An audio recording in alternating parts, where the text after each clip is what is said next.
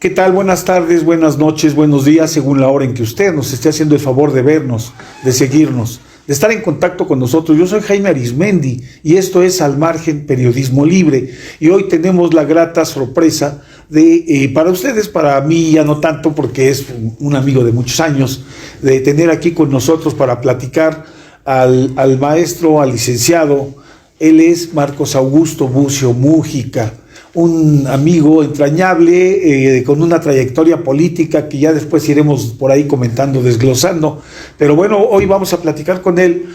Esta entrevista es con el fin de platicar con él de un libro que hace unos meses, medio año, un poco más, anunció y puso en la propuesta bibliotecaria del país.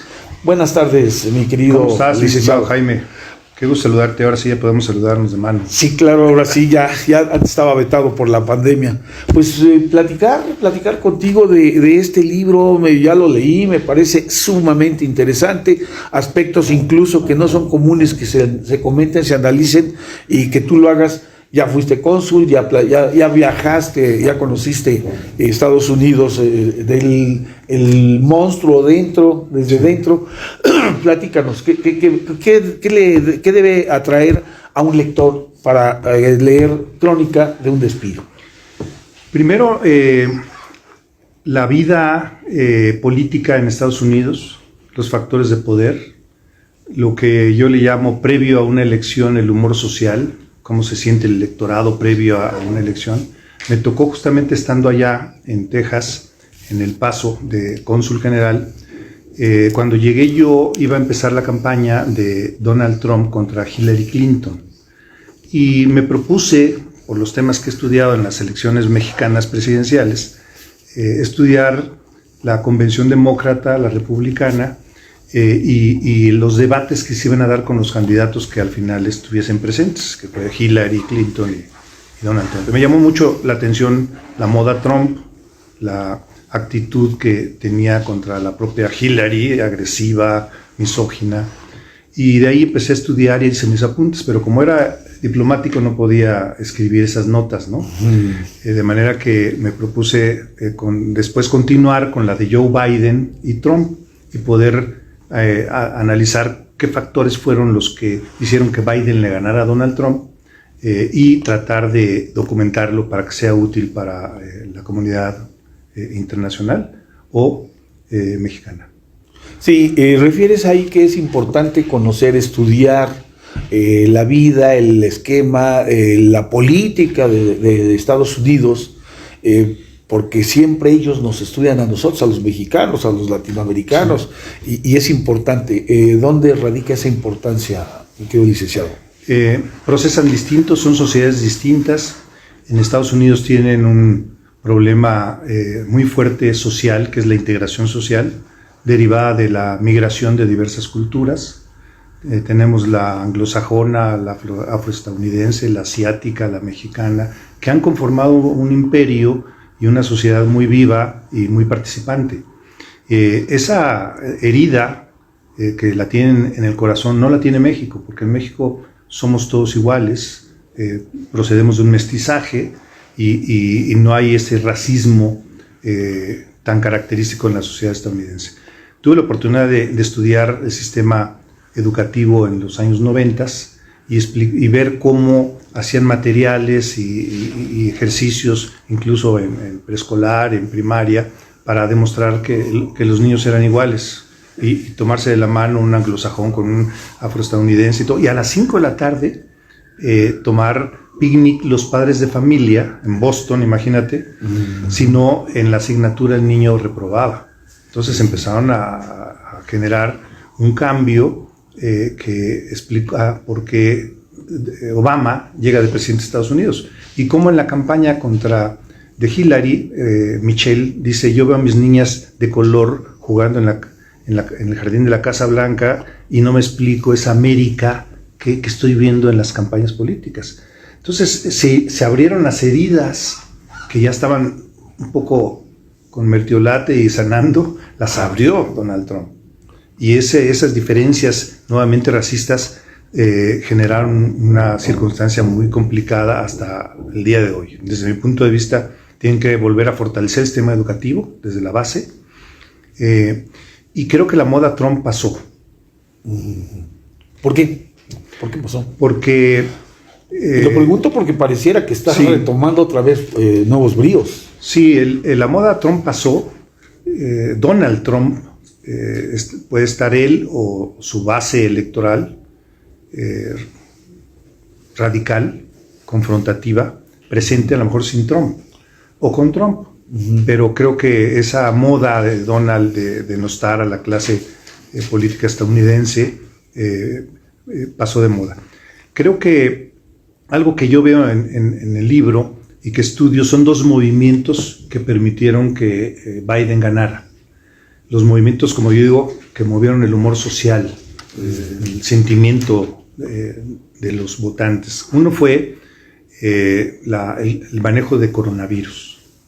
En Estados Unidos, dicho por la Organización Mundial de Salud, fue el peor país que manejó la pandemia. Donald Trump, lo vemos, había un desacuerdo total con el doctor Fauci, que era el responsable del manejo, y hubo un movimiento que decía, Trump, la gente muere. Y el otro fue el de George Floyd, que a manos de un policía blanco lo asfixia poniéndole la rodilla, y de manera impune se genera que Trump se pone del lado de la policía blanca, y Joe Biden va a saludar a la familia de color de Floyd. Eso fue durante la campaña. Esos dos movimientos volvieron a unir el voto afroestadounidense y de minorías a favor de Biden.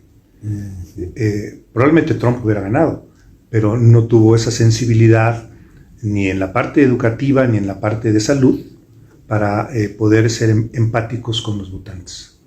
Ahí fue donde se registró la falla de él. Ahí hubo la diferencia, y creo que ahora Biden ha tenido un inteligente proceso que se radica en contrastar lo que ante la nación presentó Trump. Entonces Biden ha dicho, bueno, este señor atentó contra el Congreso, contra Mike Pence, que acaba de declarar justamente que no estaba de acuerdo en absoluto con él y que puso en riesgo Trump su vida y la de su familia el día 6 de enero. El 6 de enero. Previo, cuando estaban calificando la elección.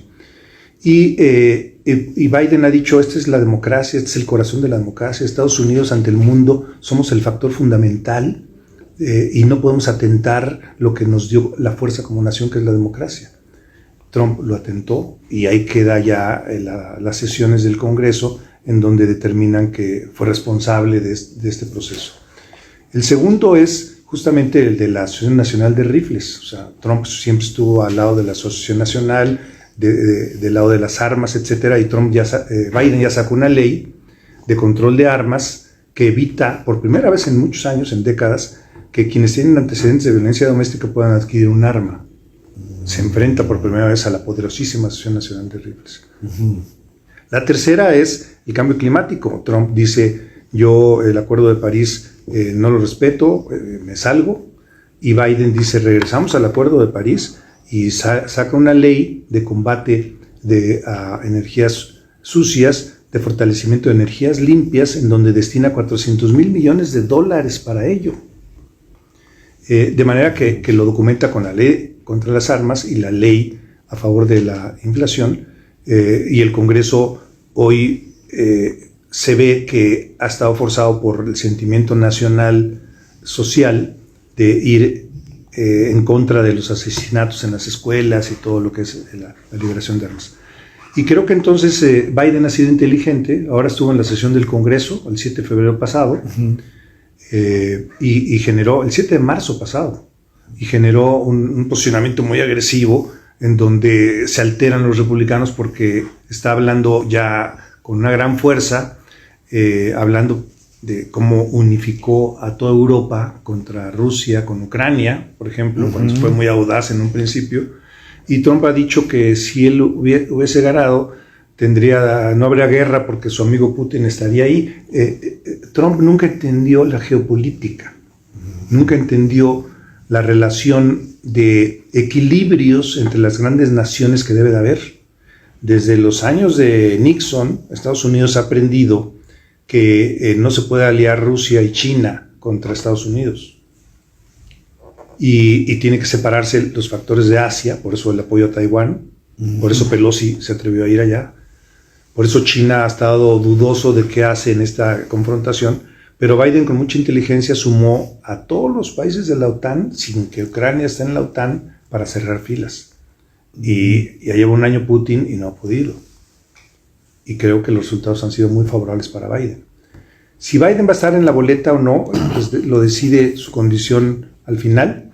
Creo que está haciendo lo necesario, está apoyando temas de salud, está combatiendo medicamentos abusivos como la insulina para problemas de diabetes, los altos precios injustificados, está ayudando a la clase trabajadora, etc. Yo en el libro hablo de que debe hacer muchas cosas más, por ejemplo en educación, y debe hacer muchas cosas más en los estados que son el corredor de óxido, que tienen problemas de nivel de vida. Lo está haciendo, tiene que focalizarlo más.